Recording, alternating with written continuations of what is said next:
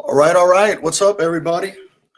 Here we go. We're doing another episode, and this month we're talking about lines of credit and the liquidity engine that we've been using for the last 10 years. And every time I speak about this, it just goes crazy, and it works so well. Welcome to the Pat Grace Real Estate Show. Kiss My Assets. This is where we kind of open up our 25-year network of Kansas City real estate investing and how we've built $200,000 a month of passive income, and our $60 million portfolio that we have right here in Kansas City. And we're bringing in the real operators, the real systems, and the people that actually make the real estate work while everyone else is still watching YouTube and trying to figure things out. And so I got my wife Marta with me tonight. We're going to talk about a strategy here that we've been doing for a long time. Today's episode is about lines of credit, and this is the oxygen for our real estate. This is the part that nobody teaches, that everybody screws up, and most investors don't even know or don't even understand until they're out of cash and they're out of options. And here's the truth: you never really run out of deals, you just run out of liquidity. And so for 15 years now, Marta and I have been living by this specific rule that every asset that we own has a line of credit against it. And right now that gives us access to almost 40 million bucks of lines that we have access to. So we're never short on cash, and we have access to capital at a moment's notice. But here's the I think sauce. that's the key part there, Pat, is that the moment's notice. I want to make sure that doesn't get missed, because when you are writing those offers, you are writing it as a cash offer. You can close in 3 days, and that is what allows you to beat out a lot of other offers when somebody's looking at your offer. So definitely don't miss that for the viewers. When you're using a line of credit to purchase the property, you are writing a cash offer so you can close so much quicker. So yeah, that liquidity is everything. Yeah. Sorry, Yeah. go ahead. And here's here's the sauce: that you only pay on what you draw. So you have access to all of this capital, but you're not paying. When you cash out refinance day one, you get all the money, you're making payments. When you do lines, you're not making payments. And so this is something that we use daily, and we crush our debt daily because we can sweep all our money into these vehicles. And so we're going to be going deep and doing a deep dive on this, and talking about it. We Yeah. use this strategy daily. It's the only way that we finance. We have no compound amortized 30-year loan, not one in our entire portfolio. So this is the only way we finance, and we're going to break down. And this is where the real investors separate themselves from the weekend type landlord.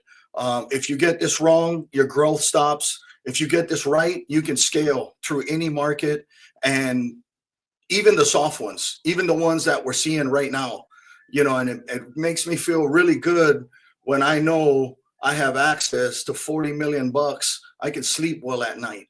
And so load up the comments, ask your questions, stay interactive. We're breaking down real numbers, real banks, real conversations, the exact credit structures that we use to fund hundreds of properties across Kansas City, how I finance some of my investors, how I finance some of my real estate agents, how I can get into all kinds of different businesses and different investments really quick. And so we have a guest today. We don't have any guests today. The guest today is going to be ourselves, because we couldn't find anyone that does this like we do. And so this is So no your hype. favorite guest. Yeah, yeah. So we're going to be the guest today. We're going to talk about what we've done, how we've done it, and by the end of this hour, you're going to have a playbook that you can apply immediately, whether you're buying your first rental or you've got a package of properties. But first, let's kind of look at what's actually happening on the ground. So let's talk about the KC sale market. I don't know, Marta, if you want to look at that and kind of take a look at that and go through it. If not, I can do it. But No, go ahead. of December of 24, there was 2,800 homes closed in December of 25. There was 2,984. So the market was up 3.2% in the terms of closed sales. The market was up 2.2% in terms of the average sale price, and the market was up 1.5% on median sale price. And so here's something that I could really feel is the days on market is up almost 7%. And so that's something that, you know, the homes are sitting there a lot longer. So if you're watching this video and your home ain't selling and you got stuff on the market, that's normal right now. You know, them days are kind of over for now.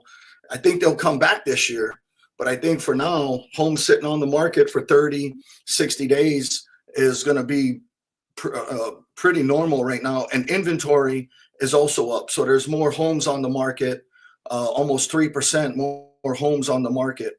So that's kind of where we're at right now in terms of real estate sales. But let's look at the rental market as well. And so I pulled some stats in Clay County and Jackson County.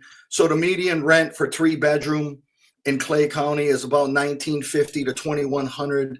That's came down a little bit. Rents were a little bit higher. And so I can see a depression in rents a little. Rents got really high there for a minute, and they're actually coming down, making it a little more affordable for renters. In Jackson County, on the 3-bedroom, you're at $1,750 to $1,950. On the 4-bedroom, you're at about $2,350 to $2,600. That's what the statistics say. I'm not feeling $2,600. I don't have anything rented within the last 3-4 months for $2,600. And I'm talking my homes in Lee Summit, Blue Springs, Staley High School, really nice areas. I'm not getting $2,600. So I don't know about that number. But yeah, rent growth has been up 4% in Clay County and up almost 6% in Jackson County. The average days on market is 32 days in Clay and about 30 days in Jackson. So that's up a little bit as well. So the market is kind of following the sale market. Homes are sitting, rentals are sitting, prices are kind of dropping a little bit on the rental. The vacancy rate is 5.1 in Clay County. In Jackson County, we're looking at about 6.5%. Let's look at the insights and how the difference between Clay and Jackson.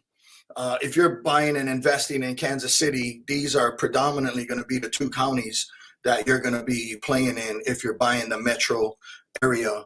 And so Clay County shows strong demand for single family rentals, particularly in Liberty and the North Kansas City school districts.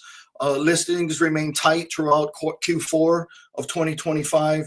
And while price growth has slowed, the floor for the 3-bedroom home has solidified at right around the $2,000 mark. So if you're underwriting homes, that would be a good number.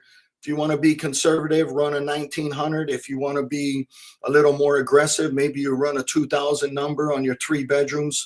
And so that's something that I agree with. I'm feeling that when I in my Clay County stuff. Jackson County provides you growth and volume. This is where and the leader in this market is definitely going to be Blue Springs and Lee Summit. So it kind of skews Jackson County as the inner city. And, but you've got really strong markets like Blue Springs and Lee Summit. And Jackson County is outpacing Clay in year-over-year growth. And that's largely due to significant appreciation in some of these neighborhoods on the east and the south side of the metro area. So some of those inner city neighborhoods have some really high comps right now that I don't necessarily agree with, because I feel like that'll be the first area that falls when things correct. Let me see what else we got here. Let me move on to the next slide. The seasonal stall versus the economic softening. While November and December are usually slow months, it's Christmas, you got winter, you got people coming home from college, you got school break, you got winter break. And so nobody's trying to move during the holidays and midterms. So price action kind of goes down, and I'm thinking it's kind of more than just a seasonal dip. There's concessions going on. I've had to rent homes for a cheaper price. I've been having to give deposit specials, first month free, just do a bunch of concessions across the metro area to rent some of my houses in December, January, and November, to be quite honest. And here's why. After 3 years of aggressive rent hikes, a lot of the tenancy in Clay County and Jackson County have hit like a rent ceiling, where the income can no longer support further increases. And so I'm feeling that, and I think the data will come in here in the next couple months to kind of support that, where the days on market are already looking a little higher. Increased inventory.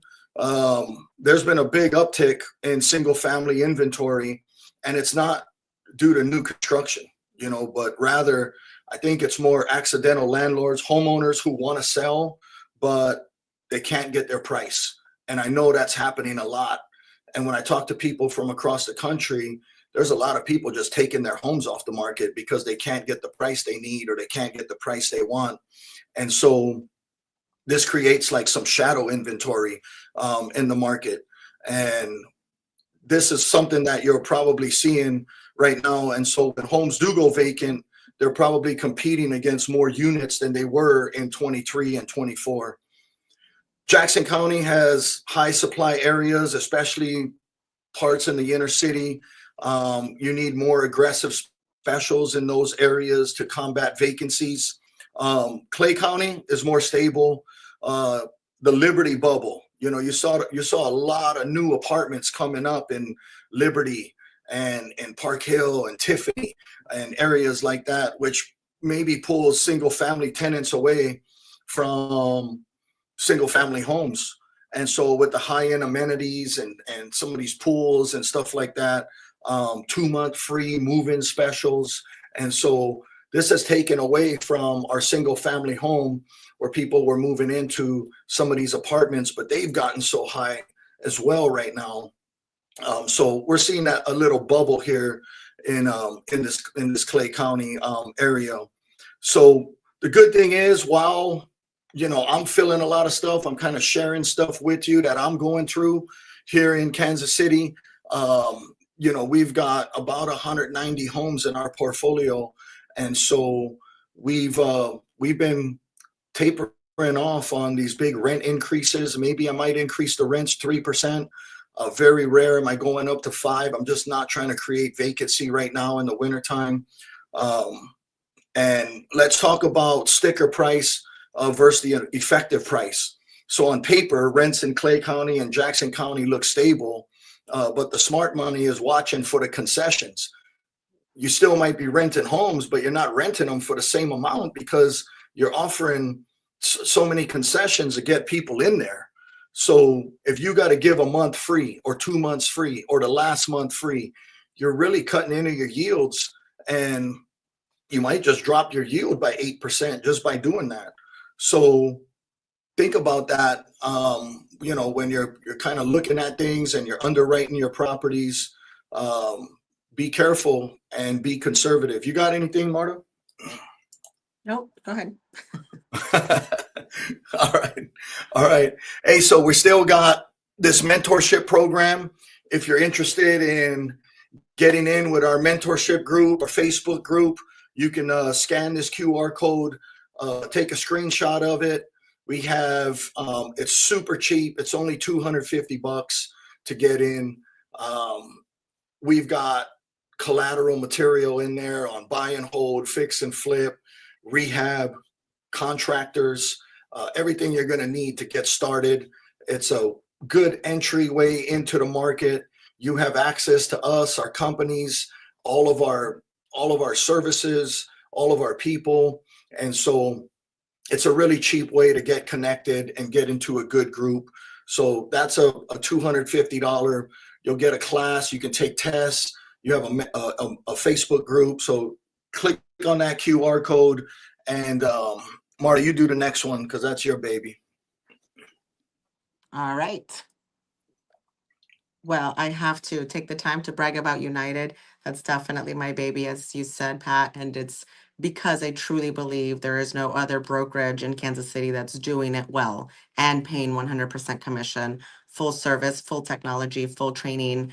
You can scan the QR code that's on the screen now for a quick little 10-15 minute call with just some information. I'm not a high pressure sign today kind of person. So it's really just an informative call so that you know what else is out there. So when you are ready to make a change, you can make an informed decision. So go ahead and scan that.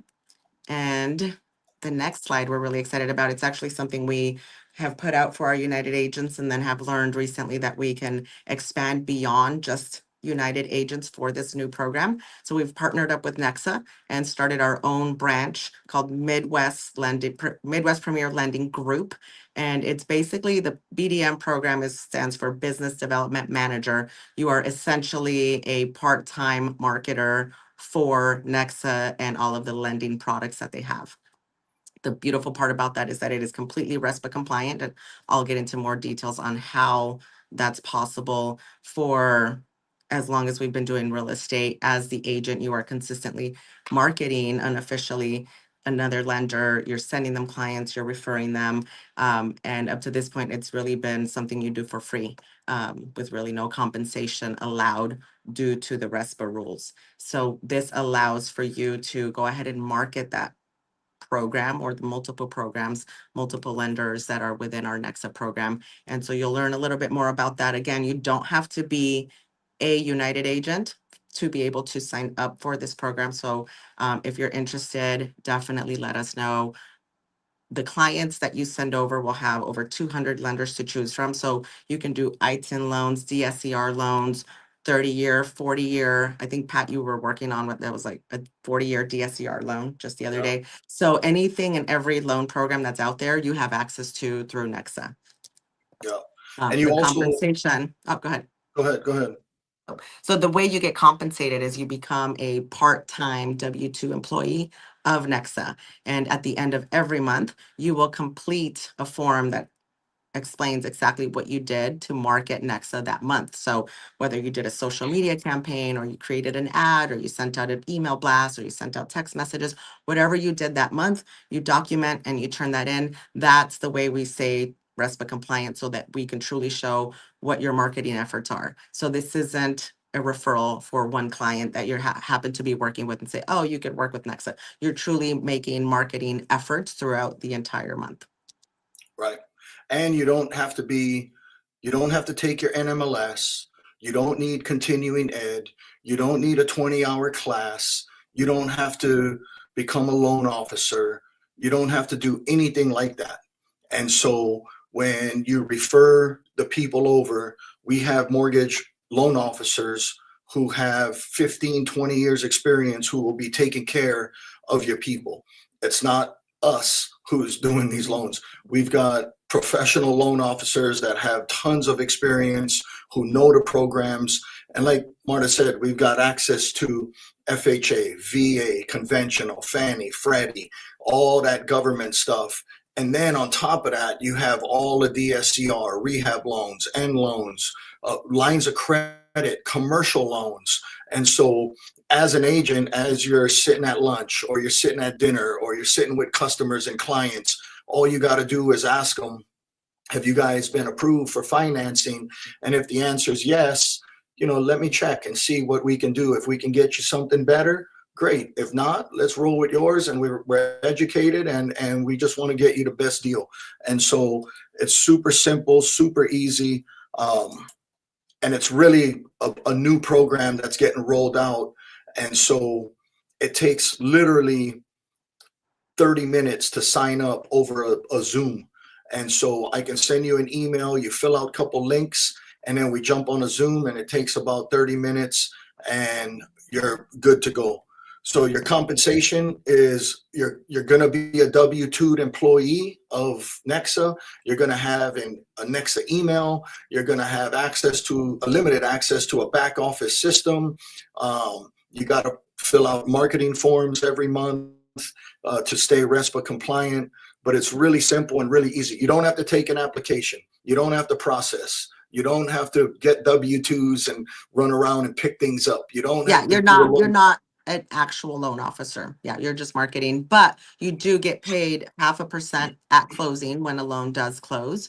That's been from your marketing efforts. So for example, if it's a $300,000 home or a loan, then that's $1,500 compensation to you. So it definitely can add up. We are always looking at ways to increase the money that our agents are making. And so this is an exciting program. So hopefully you guys all take advantage of it. Compensation, again, I'm going to repeat, is based on marketing activity, not based on referrals or steering or conditioned on the usage of any specific settlement services. Yeah. All right.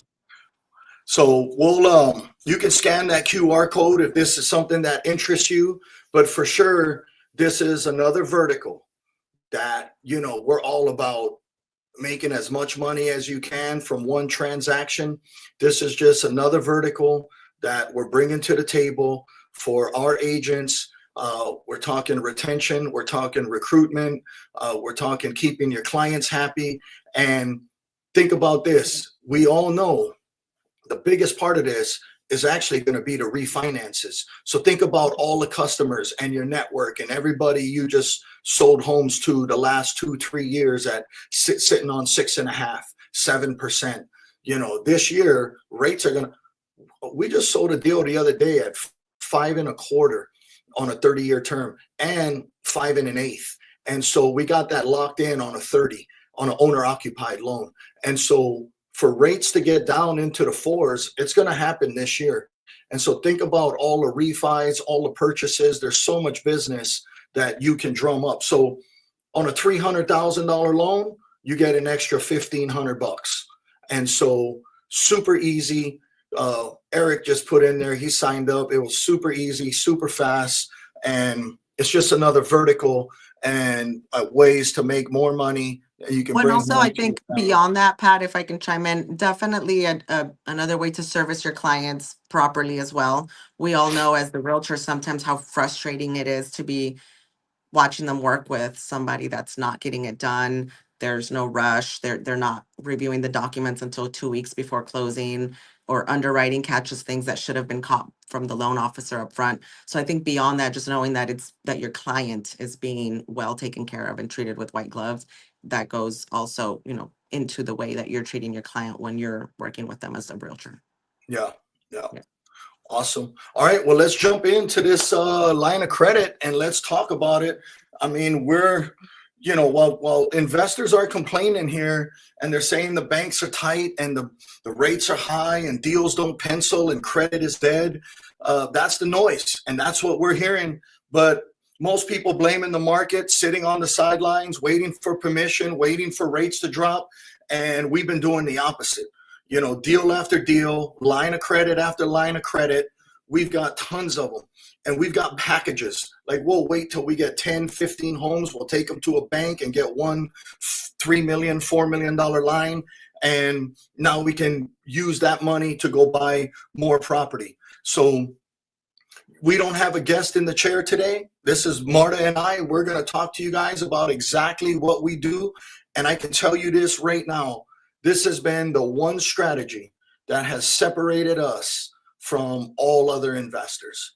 It's so powerful, and we pay off our debt so fast with this line of credit strategy. And we're going to explain exactly how this works, what the banks actually care about, how to position your assets, and how to turn equity into fuel, and deploying capital really quick on projects and on investments.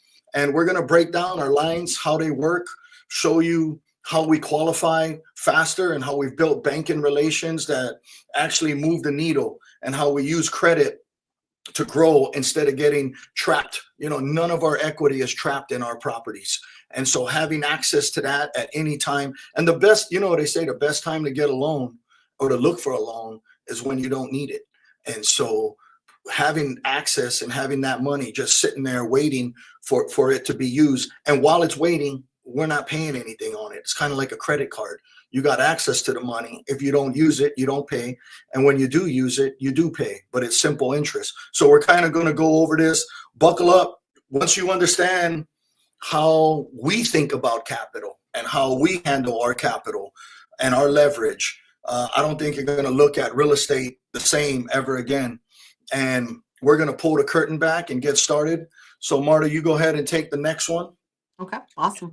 Yeah, I'm extremely excited for you guys to watch the show, take notes, really, really don't look at your phone. Don't be looking on social media. Really, really pay attention today because as Pat referred to it earlier, he called it our oxygen, and it truly is oxygen to our business. It's what's allowed us to grow because having that liquidity, as we said, is everything. Otherwise, you eventually, no matter how much money you have, the more you invest, you will eventually run out of money and you stop your own growth. And so this is what allows you to continue to buy more and to have more buying power, more leverage. So we are going to show you today how to pay off your existing mortgage, your 30-year mortgage, in about 7 to 10 years, which I know sounds like clickbait, but truly that's what we've done.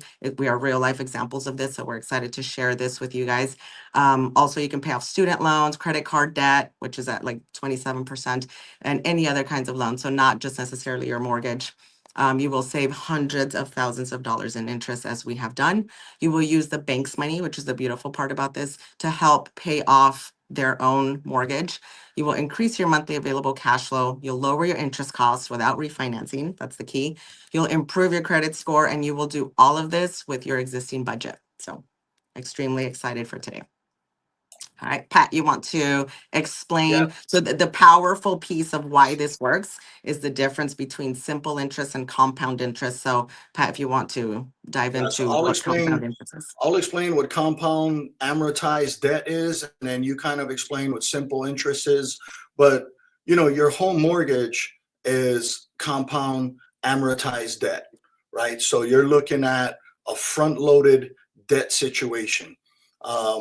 You have a mortgage for $300,000. Your payment is set, and it's like that. If month 2 on your mortgage you pay $100,000 into your mortgage, your payment's still the same, right? And so more might go to principal, but your payment's still the same, and it's just a front-loaded debt vehicle.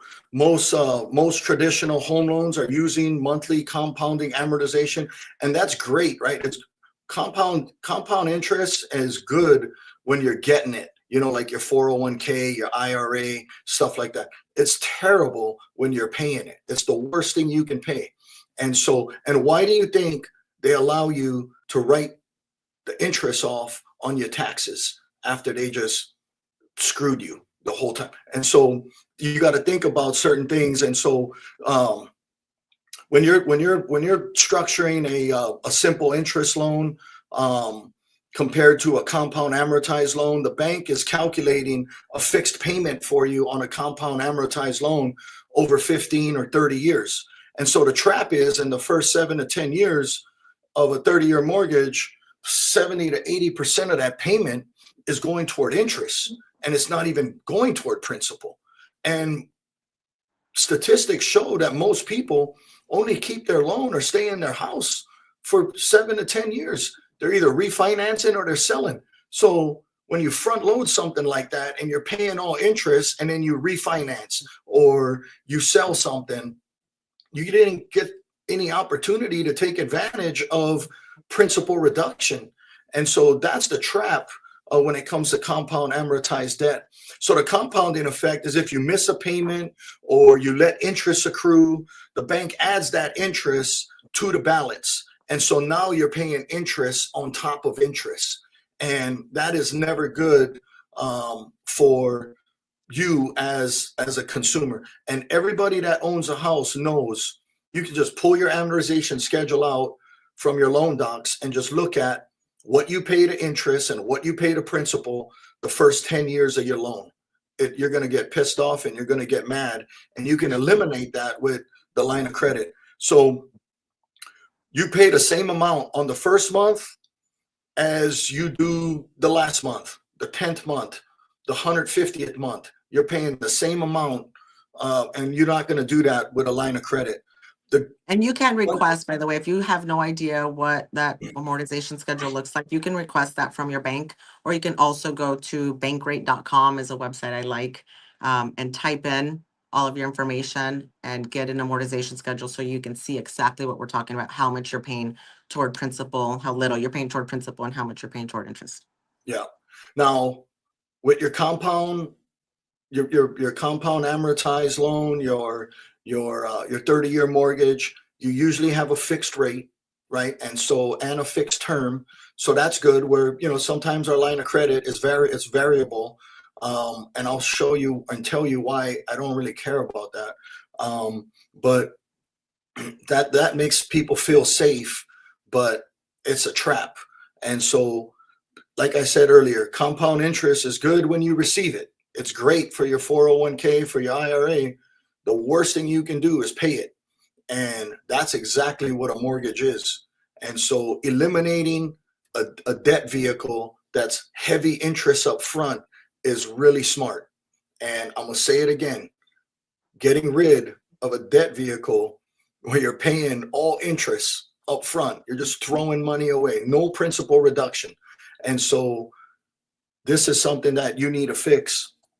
And let's look at how, and this graph here kind of shows, the next slide kind of shows how things work right now. So people right here, they make some money, right? So your earned income, you put the money into your checking account. And then from your checking account, you pay your expenses, your cell phone bill, gas, water, electric, kids, whatever. And then you pay your amortized mortgage. Okay. And that's your life today. And that's poor cash flow. And that's no velocity. Okay. And so what we're doing is we create a line of credit. And from that line of credit, I can put in my W-2, my wife's W-2, our business income, our rental income, our income from all of our investments. We sweep everything into that line of credit. And so when you have a line, you have to remember it's kind of like a credit card. You don't lose the money. A mortgage is a one-way vehicle. You only can put money in. You can't take money back out. So if you have a $2,000 mortgage and you pay $5,000, that $3,000 you paid is stuck. You can't get it back. With a line of credit, you can. And so sliding all your money into these lines and eliminating the checking account is part of the strategy. And so if you look at this graph here, if you have a line of credit and you have your debt in the line of credit and you can sweep all the money into the line of credit, imagine how fast you can pay stuff off. And the fact that you have simple interest, which is what we'll go into on the next slide. So if I'm sliding everything into the line, and then from my line, I'm paying my expenses and my monthly payment and my amortized mortgage, this is where the velocity happens. And this is where you optimize your cash flow and you never really lose the money. The money's just sitting there. If you need it, you can go back and get it. But instead of your money sitting in a checking account that makes jack shit, you're going to have your money sitting in a line of credit where you're paying down interest every single month. And in a simple interest line of credit, if you have $100,000 line and you pay $50,000 in this month, your next month's payment is based off of $50,000. It's not based off of $100,000. And so that's really strong when you think about it. You ever stop to think how you pay off $100,000 Escalade in 5 years, but you can't pay $100,000 to your mortgage? There's a reason for that. And it's the debt vehicle. It's the debt structure. And so your mortgage is compound amortized, where your home loan, your car loan is simple interest. And so very different type of structure. And so take a look at this graph. You can take a picture of it. We'll go to the next one on kind of what's a line of credit. Marta, you can explain that on the next slide. All right. So a line of credit, again, so we want to get you thinking about money differently, right? We want you to think like a high level investor, a capital strategist. So we don't want you to look at money the way most people do. Most people look at a bank account like a bucket to store cash, and we want you to look at it as a clog in the system. So think differently. So a line of credit is a flexible revolving loan from a financial institution that allows you to borrow funds as needed up to a pre-approved amount. So unlike a traditional loan where you receive a one lump sum, A line of credit allows you to draw portions of that total amount at your discretion, so as needed. So the line of credit usually does still use a property as collateral, like your mortgage does. But the difference is it's an accordion, right? So we call it the financial accordion because you can use it and pay it off and use it and pay it off. So we're kind of dating ourselves by calling it an accordion. I don't think the youth know what that instrument is. Or would the youth even watch? Hopefully they are. Pat and I bought our first property at 22.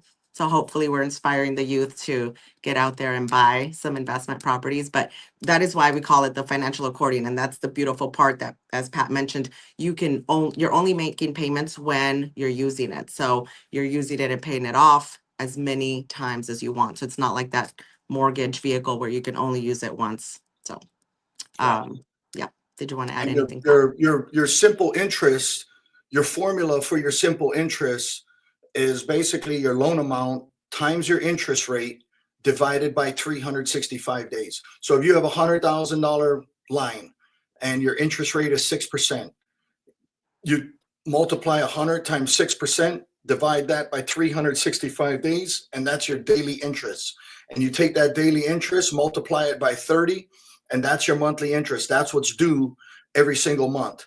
And so large deposits and you putting all your cash flow into this line of credit is how you pay things off really, really fast. And we'll kind of go into some examples a little bit later, Yeah, I on that. think we'll go over actually the very first property we ever did apply this into at a River Market property at 511 Delaware and show you guys those numbers as well.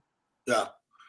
So the next slide, let's kind of talk about that. We kind of touched on the two types of debt instruments. You got loans and you got lines.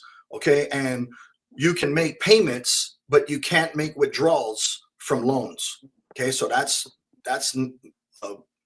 it's not a benefit for us. Okay. Now you can make payments and withdrawals from line of credits. So your line of credit is similar, exact same thing as a checking account.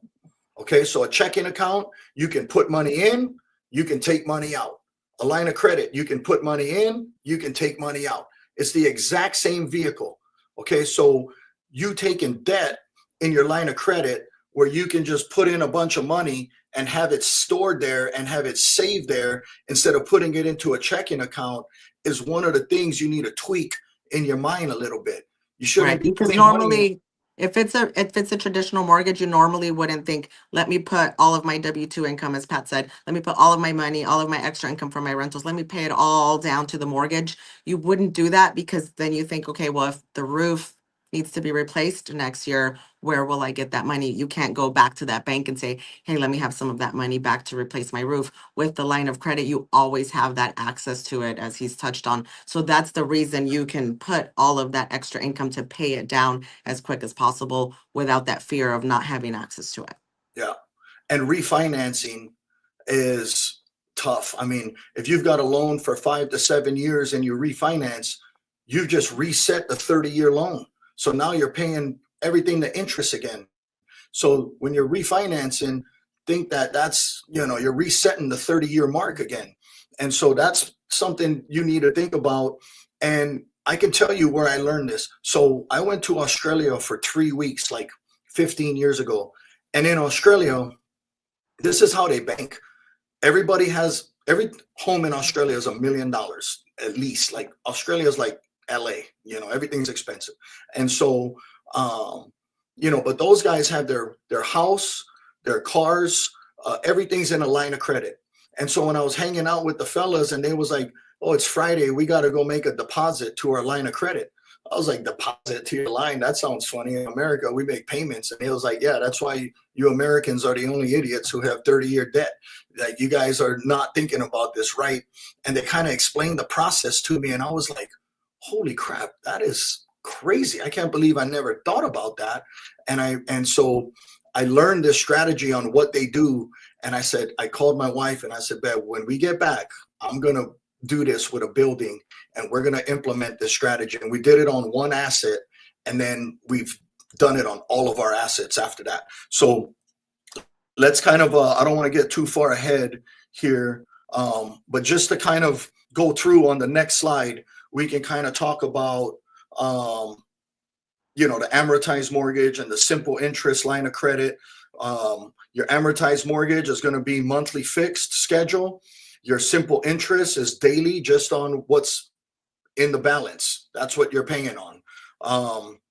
Your principal pay down on an amortized mortgage is very slow in the early years, and simple interest, it's instant with every deposit. You're paying it down. Liquidity is trapped on a mortgage until you sell or you refi. On a simple interest, it's 100% accessible 24/7 all the time. It's like cash. Cash flow impact. On an amortized mortgage, you have a high fixed monthly cost.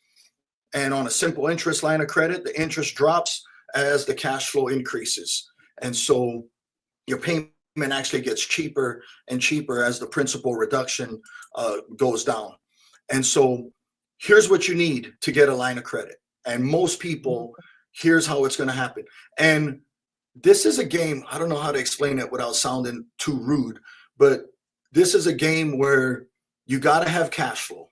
You got to have some assets. If you're sitting here broke with no job, this ain't going to work for you. Like or if you're month to month, if you're making $2,000 a month and you're spending $2,000 a month and you have no cash flow, you have no extra, this is going to be a hard strategy for you to pull off. If you have no equity, this is going to be a hard strategy for you to pull off. So most of my investors and most of my people are starting with a line of credit on their primary residence. So if you have a home that's worth $400,000 and all you owe on the house is $200,000, any bank will give you an 80% LTV on that property. So if you have, let me use this example, $500,000 house and your mortgage is $250,000, 80% of the $500,000 is $400,000. Okay, now you have a $250,000 mortgage. So $400,000 minus the $250,000 mortgage, there's a $150,000 line of credit available to you in that moment. And so you now have access to $150,000 just sitting there in the bank. You don't make a payment on it if you don't draw on it. And if you do draw on it, the rule has to be, for us, the rule was we could never draw on money unless it made money, which means we couldn't draw on our line to pay for vacations, pay for Disney, pay for cars, pay for vehicles. If the thing's going down in value, I wouldn't use my line. If it was fun, dinner, vacation, I wouldn't use my line. So the rule for us, real strict, was if it wasn't an asset that was going up and it wasn't an investment and if we couldn't make money with it, we wouldn't do it. And so this is how, you have access to 150,000. You can go buy a rehab project for $100,000. You've got 30,000 to rehab it, and you can use that money to buy the property cash. You can use the money to rehab the property cash. Now you have a free and clear asset in your portfolio, and you can take that asset to the bank and ask them to refinance you in another line of credit. And you would take that line from the second bank, pay off your line with the first bank, and you're back to zero on this line. And now you have a line of credit here with your rental property. And now you have a vehicle that you can sweep all the rent into, not just the payment, but you can sweep all the money and pay it off really quick. And we'll kind of show you an example of how we did. Let's go to the next slide, and we'll give you a real life example on a commercial building that we still own to this day in the city market. I can't hear you anymore, Pat, but hopefully everyone can still hear me. So we're going to go ahead and go through an example of a real life property, our first commercial property that we applied this to. It's 511 Delaware. As Pat stated, we did have equity, which is necessary for this to work properly. The building we had purchased for about $450,000. When we applied this to it, we only owed about $350,000, but it had gone up in value, which many of you are sitting on that locked up equity that you're not doing anything with because things have gone up. Values have gone up in the past few years. So you are sitting on a gold mine that you're not using. So the property at that point, when we got it evaluated by an appraiser, was worth $1 million. We got a 75% loan to value loan on it, so 750,000. So again, we're using the bank's money to pay off its own loan. So we got that line of credit for 750.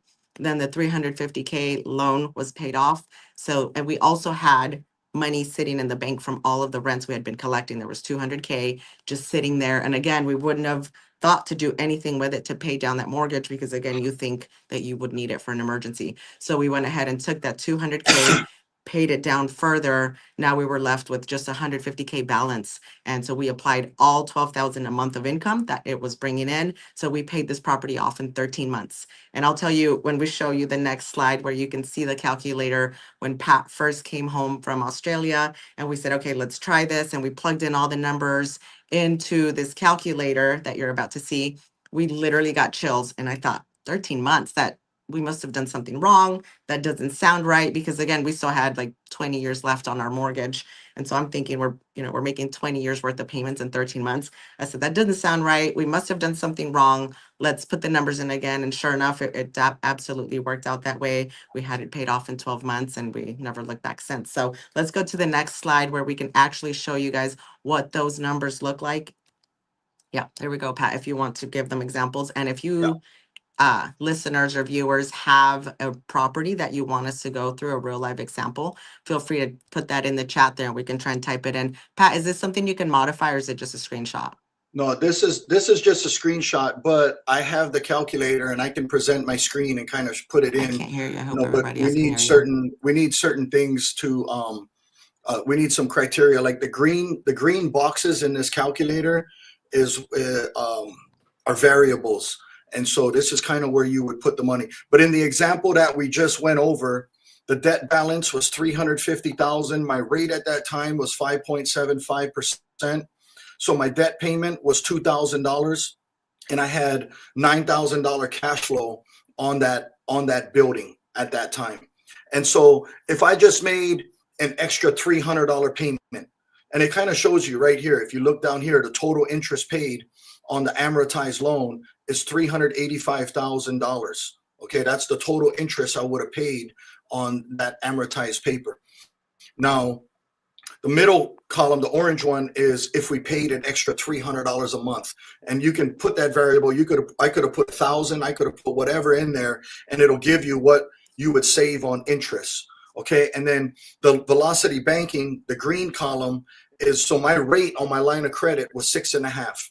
The net income I was getting in there, I was getting my income. That should say gross, but the income was $12,000. My total expenses was $3,000, and the $3,000 includes taxes, insurance, management fees, stuff like that we just had. So there was about a $3,000 take. Almost 30% of the income that was coming in went to pay expenses. Okay, and so that left $9,000 cash flow.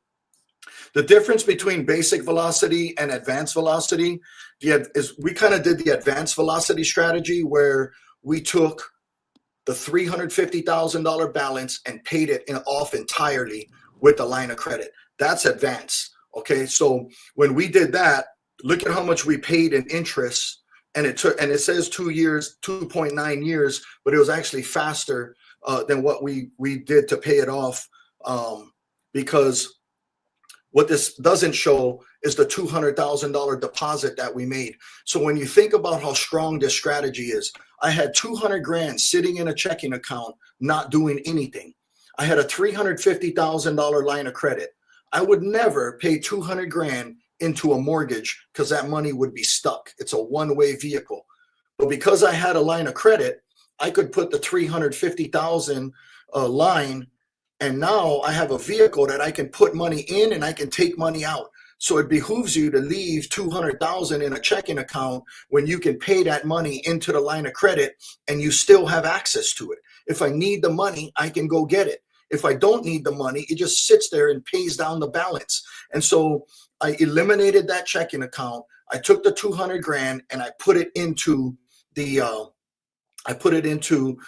line of credit. So day one, I took out the line. Day two, my line went from 350 to 150, 200 grand less.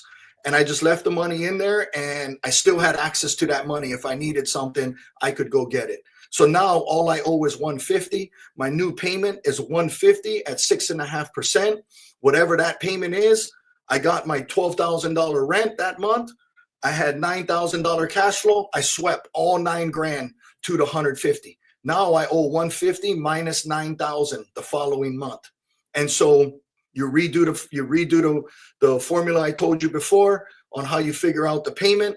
Next month, I got 9 grand. I applied all 9 grand to it, and I just kept chunking away. And before you know it, the building is paid off. I've got $1 million valuation. I've got no loan. I've got access to 750 grand on that property. Today, I still own this property. Now there's a $2 million valuation, and I have a $1.7 million line on this building right now. And just to let you know what I'm doing with that money, I've got 1.7 million bucks on that. I got $1.7 million on that building, and I've got that on an investment where I'm making, so it costs me right now, my lines are at 6%. So it costs me 6% for that money. I put it into an investment where I make 9% a month. I got a 3% arbitrage, and I got a 2-time exit in 2 years. So I'm going to get 1.7 times 2 on that money, and it should pay off this year. And so that's the kind of stuff that I'm doing with these lines on the investment side. So this velocity calculator we have, you can put us in the chat. You can kind of talk to us. People in our mentorship group have access to this. This is the kind of stuff that the $250 mentorship group will get you. And so when it's stuff like the strategy like this, people that things that you guys need to know that nobody's talking about. Can you hear me, Marta, or is your thing fixed now? Okay, perfect. Yeah. You can go. I'll talk about this next one. Here's another. So I kind of went over the first building that we did and how we did it. Here's something that would be more common, okay, and a way that you can pay down your mortgage using this strategy. So let's say you have a $450,000 value on a house, okay, and you have a $300,000 mortgage, and you're at 6%, okay. And after you pay all your bills, you have $1,500 a month left over. Okay, so you pay your mortgage, you pay everything, and you've got $1,500. And right now, you're probably just sweeping that $1,500 into some checking account. Okay, that's poor velocity, poor cash flow, poor cash management, poor debt management. And so what we're going to teach you is to fix that.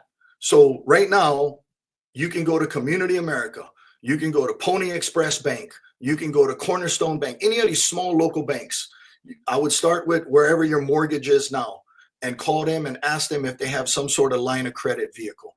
So on a $450,000 appraised value, 80% of that would be $360,000.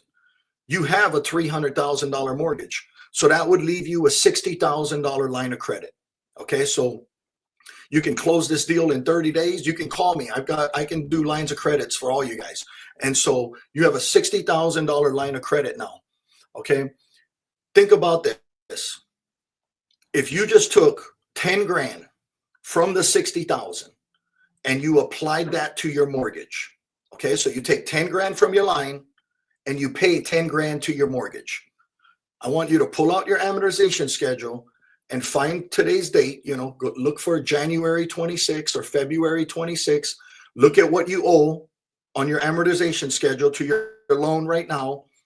And then look at what you owe if you applied 10 grand. So go down the column, if your loan's 300,000, go down your column till you got to 290. Okay. And look at how many months and how many years you took off your mortgage just by paying 10 grand to it. Okay, that's how much money you've saved, and look at the interest column and look at how much interest you save. So now you owe $300,000 to your mortgage and you owe $10,000 to your line of credit. So you now have a debt vehicle in your line of credit. Now you have $5,000 sitting in your checking account right now you would take the 5,000 out of your checking account and just apply it to your line of credit. Okay, so now all you owe is $5,000 on your line of credit if you had 5,000 in the checking account. Okay, and now you have 1,500 a month cash flow just coming in. You'll have that paid off in 3-4 months. Okay, so you've reduced your mortgage by probably Years. 2 years, 3 years with 10 grand, maybe more, and depending on your interest rate, and you've paid it off in 3. And say you didn't have 5 grand in the account. Say you had no money in the account, but you had 1,500 a month extra, and you just swept all 1,500 into the line. You would have that line paid off in 8 months, 7.5 months. And if you need the money, it's there. Just go to the line and get it. But you got to eliminate the checking account. The first part of the strategy is get the line of credit. The second part of the strategy is eliminate the checking account and sweep all the money into the line of credit. So when I have a rental property and my mortgage on the rental property is 100 grand at 6%, and say my payment is $600, but my rent is 1,500, I'm sweeping all 1,500 into the line. Say I make in my line, sometimes I have multiple properties. Say I sell a house, I borrowed 150, I rehabbed it for 50, I'm in it for 200, and I sell it for 250, 275. I sweep all 275. I pay back the 150 price, I pay back the $50,000 rehab, and then I put the 50,000 cash flow into the line and pay that all off too. And before you know it, my line is down low, and gone within 7 to 10 years. And this is how we've paid off all of our stuff, and how we have access to so much capital is by using this debt structure. So if you go back to this system right here, it makes it real easy to understand if you use small numbers. Even if you use 5 grand, if you've got $60,000 line and you took $5,000 from your line of credit and paid it off to your mortgage, look at how much interest you saved with that one payment. And then look at how fast you can pay back the line if you just sweep your cash flow, your wife's income, your income, any sort of bonuses, any sort of rent, any sort of dividends, whatever it is that you get, child support, whatever, just sweep it all into the line, and you'll have it paid off. So you can see how you need cash flow. You can see how you need some equity. And here's the strategy on that. So here's the calculator with the example that we just talked about here with the $300,000 mortgage, the calculator. So there's the $300,000 mortgage at 6%. Look at how much you pay in interest, almost $347,000 in interest over 30 years. Okay. And if you've got $8,000 a month, look at basic velocity banking, the green column. If you've got $8,000 a month and you've got expenses of $6,500 and you have $1,500 cash flow coming in, and you apply that $1,500 toward the line, you pay your loan off in 11 years, and the interest you pay is only $117,000. You save $229,000 of interest just by implementing this strategy. That's money that's going to your family. That's money that's going to your legacy. That's money that's going to investments. That's money you're not paying the bank and you're keeping. That's how powerful this strategy is. And so you can, when you think about it in small numbers and small terms, and you try it with 5 grand, then you try it with 10 grand, then you try it with 20 grand, before you know it, you might just take a whole building or a whole asset and just get a line against it and pay it. And so all of you people who've been sitting in your house for 5 years, 6 years, 7 years, you've got equity in your property right now. Unlock it, untrap it, use it, and pay your stuff off faster, and start getting into some other investments, start getting into some other stuff. My lines right now are at prime -0.5, prime -3/4. Okay, so prime's at 7% right now, -3/4 is 6.25. Okay, that's kind of 6 to 6.25 is where my lines are sitting right now with all my stuff is at 6.25. Everything that I have right now, I don't have any rate at 6.5 right now. And so this is kind of where If you guys have questions, put them in the chat. We're kind of coming to the tail end of this. The I think next what I slide. wanted to add something, Pat. I know you said, you're saying, hey, start smaller, think of it as small, and so it's easier to process. But also for the larger investors who are watching, when you think big, it's also extremely exciting because what you can do once you have these paid off properties, now you can package them up and have a bundle of assets that have no mortgage that now you can turn around and get a line of credit on. And that's when it gets really exciting. That's when the numbers open up for you where you can get a really large line to buy a multifamily apartment building or buy a commercial or retail and really step up your game and go to the next level. Yeah. Yeah. And so just like anything, I mean, it takes time. And here's another thing. You can put up your 401k. If you've got a $200,000 401k, whoever holds your 401k will give you a line against that. If you have Life life insurance. insurance, cash value life insurance, you can put that policy up for collateral. And because it never goes backwards, a whole life policy, you'll probably get my insurance policy. I got like 5 million cash value. We're at 5% on that particular line. And so I can go get money at 5 and I can loan it out to somebody at 12, 13, 14% on a hard money loan for 6 months. That's the power of the line of credit. Let me talk about one last thing and then we'll jump on the questions. So people are going to ask, what happens if the bank cancels your line? Okay, so you've swept all this money, you've swept all this equity into the line of credit, and then the bank cuts your line. Okay, you want to touch on that, Marta? Well, we've never actually had that happen. I think the downside that I think we've experienced a little bit is when the rates have gone up. And so because it's not fixed, I would say that's the bigger or the biggest downfall of this strategy is you're not locked in. And so when rates were creeping up there for a minute, we had 8-9% rates. However, if you go back to that calculator and you really look at compare side by side, 9% simple interest versus 5-6% compound interest, you're still better off with the line of credit with simple interest.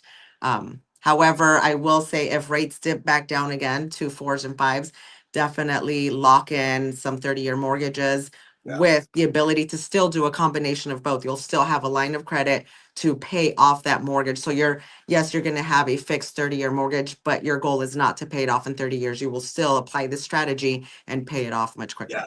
I could tell you one thing I'm going to do different. So I've been doing this strategy for probably, I don't even know, maybe over 10 years now. And so when I started this strategy, rates were really low. So I was in the 5s, 4s even on this line of credit strategy.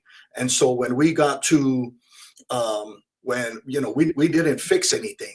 And so when prime went to 8.5%, 9%, man, it cut into our cash flow. And that was probably a mistake that I didn't do. So right now, at one bank, I might have $6 million of lines.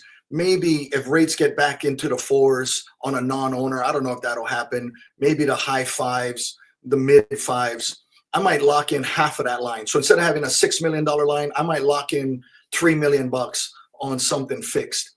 And you got to know too, like commercial loans, the shit's only fixed for 5 years. They don't do 30-year fixed commercial type loans and stuff like that. So once you get over 10 properties, you're kind of in a different ball game when it comes to finance, and everything you're going to have to do is commercial, and it's only fixed for 5 years anyway.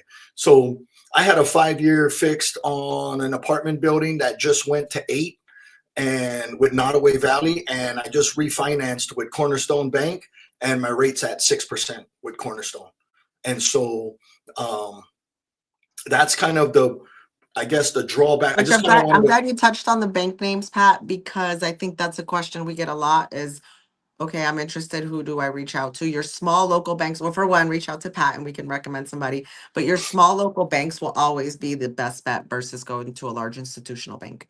Yeah. Yeah. And when shit hits the fan, Bank of America, Chase, those big national brands, those are the guys who get hurt.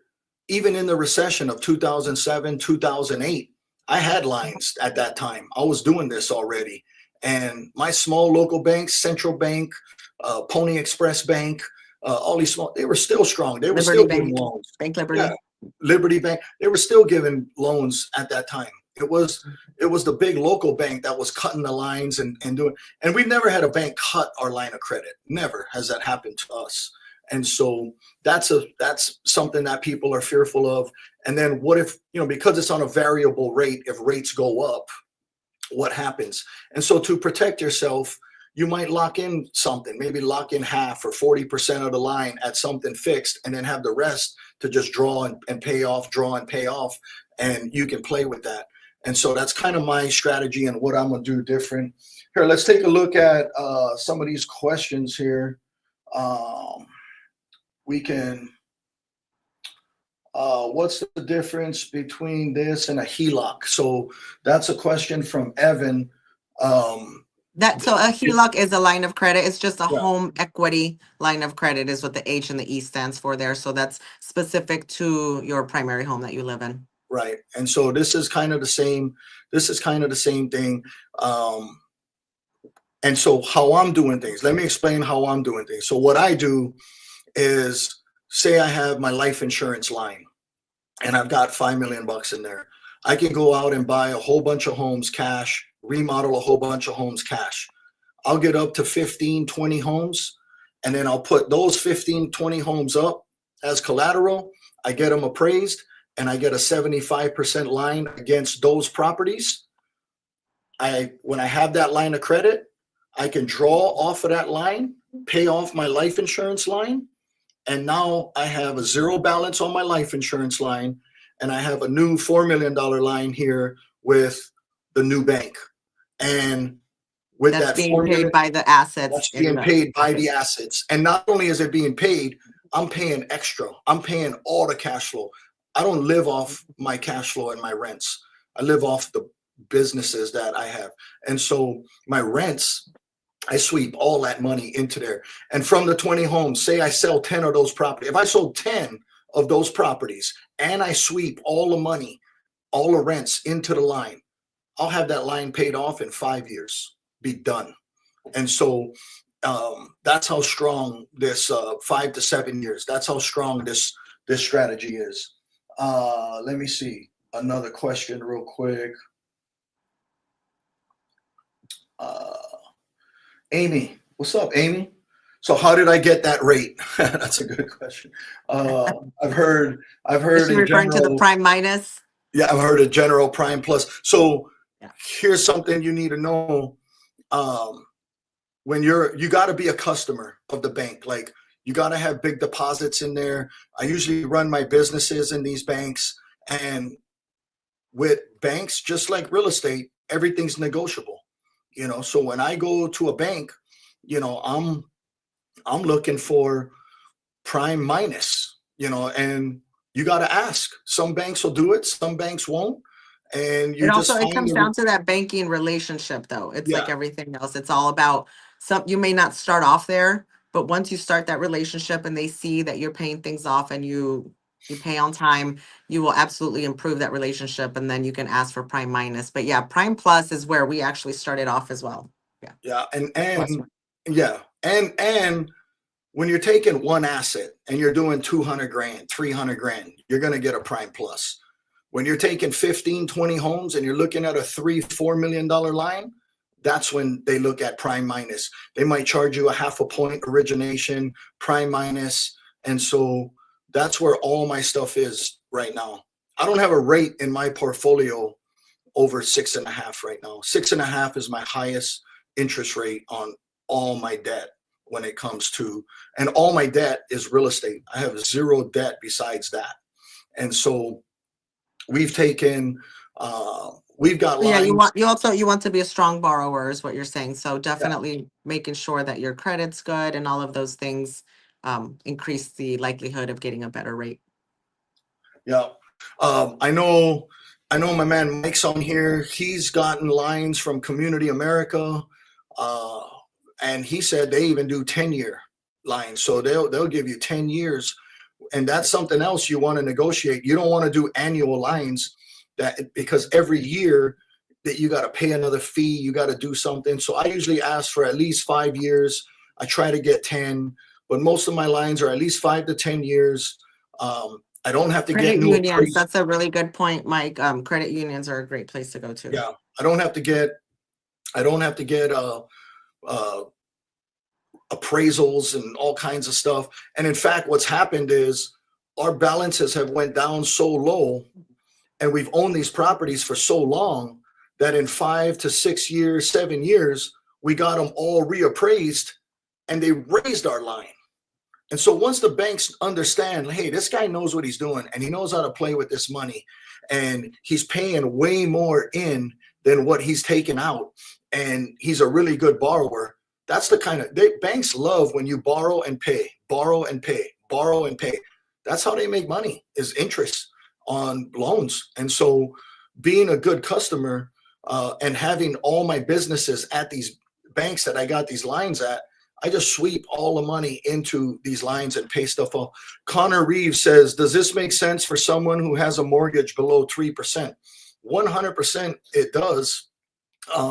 Now, maybe taking 6% money to pay off 3% money, I mean, to me, it still makes sense. And I'm going to explain to you why. I think if your goal is to pay it off, then it definitely still makes sense. Yeah. Yeah. If you have the cash flow, so I wouldn't take 6% money to pay off 3% money and pay off slow. I wouldn't do that. But if you have $2,000, $3,000 laying around every month, and you can take 10 grand and pay down your 3% mortgage and take off all that years off your mortgage, and then you've got $3,000 extra and you can pay that off in 3 months, you still come out ahead. And remember, we're not going to refinance a 3% mortgage. You need to stay on that mortgage. This is going to be on top of that.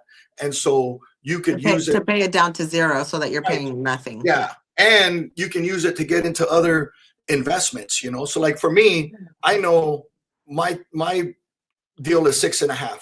So I won't get into anything. I won't draw money off my line unless I can make at least 8, 9, 10% a month on that property. So that's why I do a lot of finance for investors and for my agents.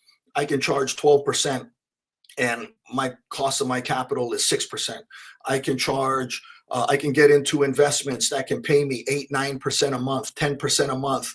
And, so I'm even the stock market. Like if I know, like I'm betting, on things like gold and silver this year, where I'm buying a lot of it. And so I'll go get money from the bank at 6 to buy. I've been buying gold and silver for the whole last year. And right now I'm up so much on that stuff because the price is so high. And I got all that capital at 6% money from a line of credit. I threw it into a bunch of gold and a bunch of silver, and it's already, paying off. So you got to be smart with what you do. You got to take smart, calculated risk. But this is a powerful strategy, especially if you have access to 150, 200 grand. Just go buy a flip. Go buy a house for 100 grand, 120 grand, rehab it for 50. You're in it for 170, sell it for 225, 250, and pay back the line. And all cash, or you can not flip the house and you can take that free and clear asset, take it to the bank, put it up as collateral, and ask the bank for a line of credit. And the bank's going to sit here and try and tell you, no, you have to do a mortgage. And the answer is, no, you don't. I don't want a mortgage. I want a line of credit. They're going to try and sell you on a mortgage because the banks make more money on mortgages with the interest. It's not what you want. They have programs, they have vehicles for line of credit. Use it. Just I don't want a mortgage. I just want a line of credit. Or they'll try to talk you into refinancing. Yeah, refinancing, cash out. Don't do it. Just say, no, I just want a line of credit. Take it to the bank, have them put a line of credit. It's free and clear. It's rehabbed. It's rented. It's bringing in money, and it's got a high appraisal. Any bank will give you 70, 75%, maybe 65 to 75% on the line of credit. And so now you got that money you can draw off of, and you can just and you're basically doing a BRRRR with a line of credit. I think we call it the BRRRR lock.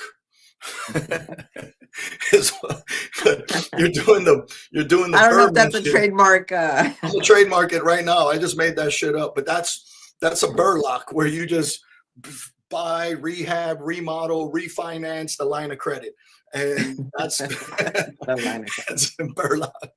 And so, shit, that's a good one. I should sell that. That's a good deal. The Burlock. Moving on. Moving on. I think there's another question on the screen. I can't see it. Okay, how many? Oh, how many lines of credit do I have?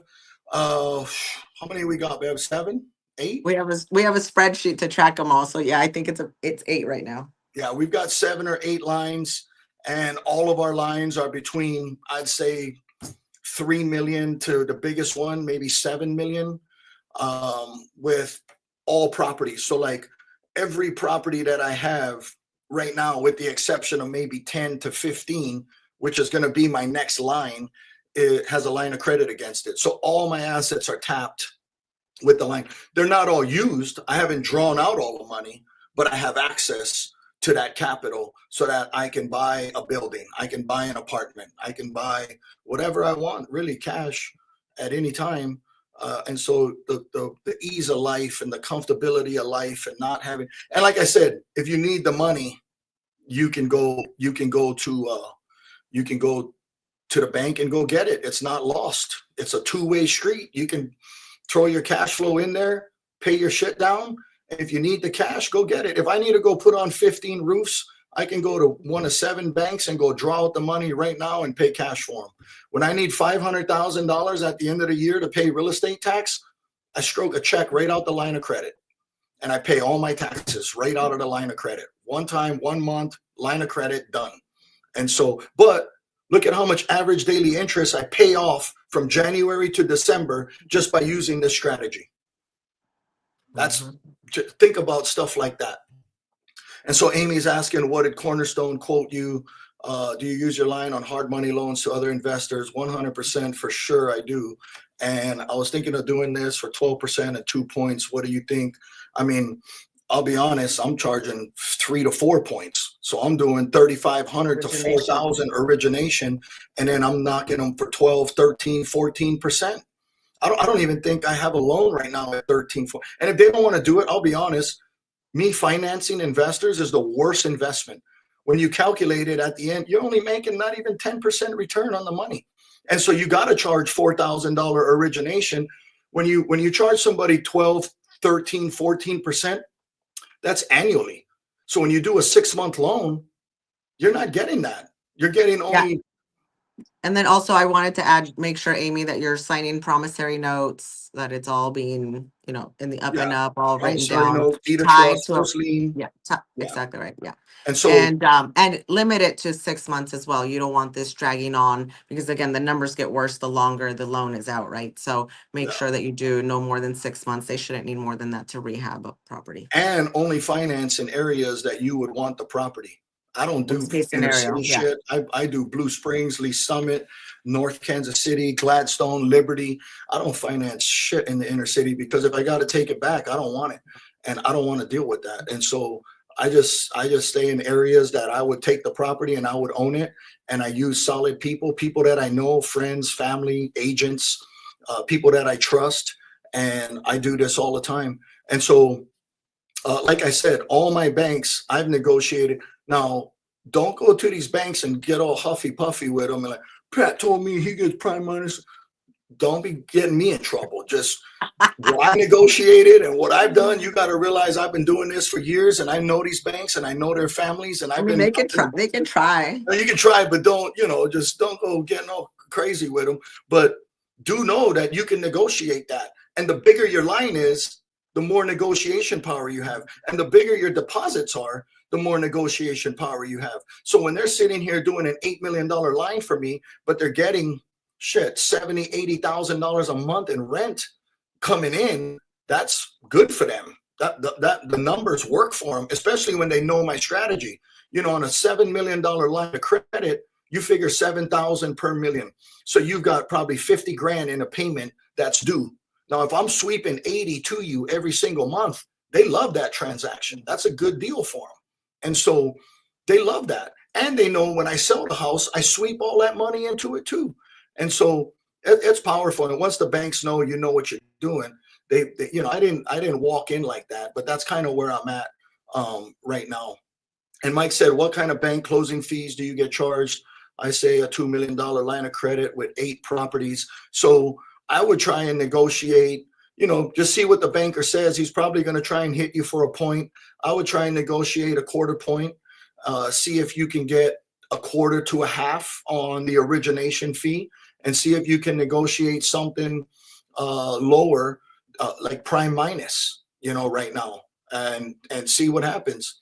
And like the more properties you have, the easier it is to negotiate. And the higher the loan is, if you do a $8 million loan, you've got a good origination fee there, and you're going to have a lot of assets that they now have that you can sweep the money into, really quick. So taking the debt in the line of credit and then paying the debt, sweeping all the money to it is going to be the entire strategy.